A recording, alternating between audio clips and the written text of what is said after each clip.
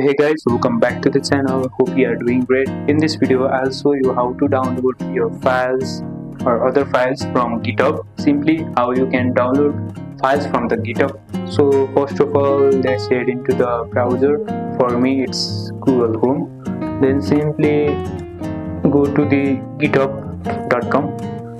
After going here, simply search anything or locate the file which you want to download the repository. Suppose I want to download the repository of this guy. Simply go on to the profile and you will see this kind of interface. To download this file, you can see here option called add files. Simply click on it. As you can see, here are the two options, create new file or upload files.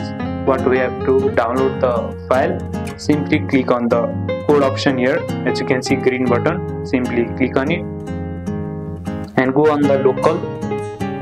After going here, you will see this kind of interface and you will see the option called download zip. Simply click on download zip.